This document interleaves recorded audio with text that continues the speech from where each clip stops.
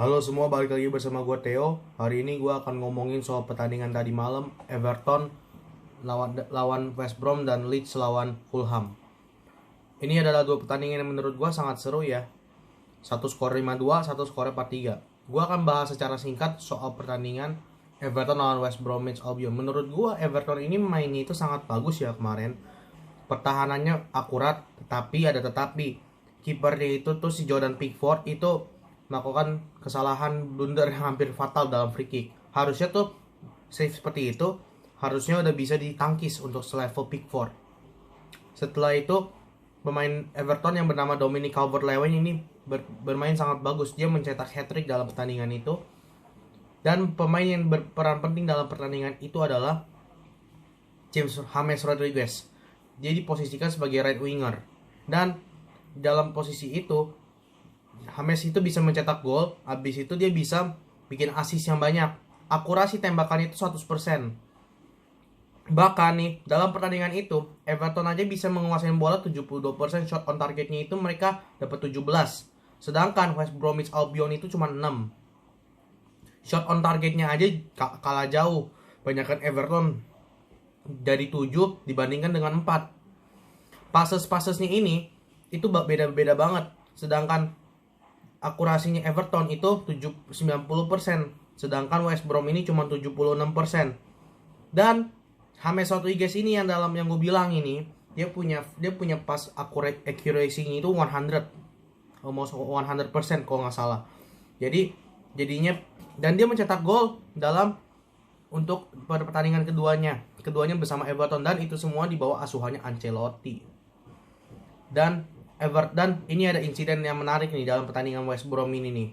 Jadi dalam pertandingan ini ada dua kasus. Kieran Gibbs ini ngehajar palanya si James Rodriguez. Jadi Kieran Gibbs ini pemain Arsenal, dia mendapatkan kartu merah. Dan setelah halftime, pelatihnya si West Brom, Slaven Bilic, dia ini ngeprotes besar-besaran kepada wasit.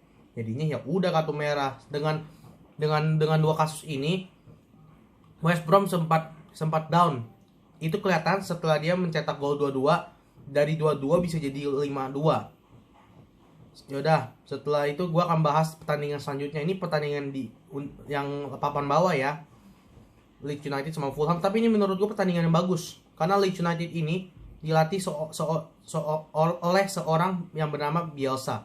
Bielsa ini itu menjadi juru taktik yang di era sekarang. Jadi sebelum ada Bielsa, sebelum ada Guardiola, sebelum ada pelatih-pelatih yang kayak Guardiola, itu ada Bielsa. Karena Bielsa itu adalah bapak reformasi dari strategi yang ada di football modern ini. Bayangin aja. Tapi Bielsa adalah pelatih yang tidak suka mengambil pekerjaan klub-klub besar. Dia lebih mending membangun klub-klub yang menengah tapi menjadi klub yang lebih baik. Itu semua dibuktikan saat dia melatih Athletic Bilbao. Dan ia pernah melatih juga Argentina ya. Ini menurut gua dia punya historinya oke sih, tapi dia jarang memenangkan karena dia punya pemikiran seperti itu. Dan kita akan gak usah banyak-banyak gua ngomong Bielsa. Sekarang gua pengen ngomongin Leeds United yang kemarin nih. Kemarin Leeds United bermainnya sangat bagus, cuman defense-nya itu tragic banget. Dari 4-1 jadi 4-3 pak.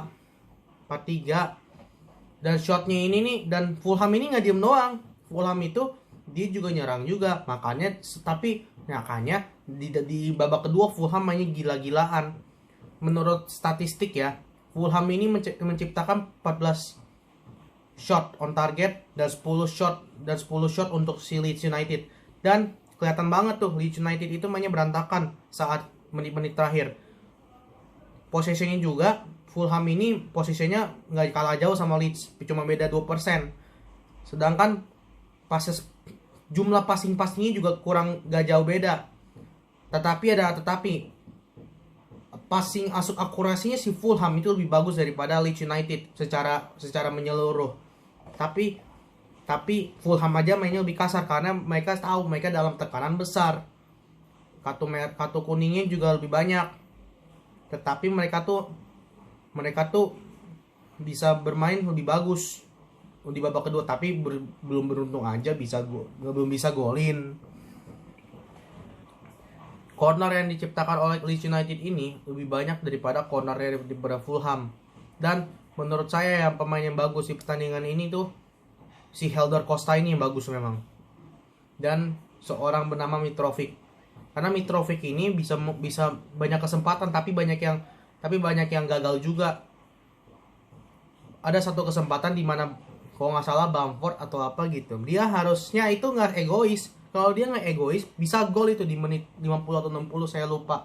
Tapi kalau nggak salah ada satu kesempatan yang dimana dia harus bikin gol loh tuh di menit-menit segitu, tapi dia nggak bisa karena egoisme ini itu. Oke lah, itulah review dari 2 pertandingan ini. Bye bye semua, komen, like, and subscribe. Boom.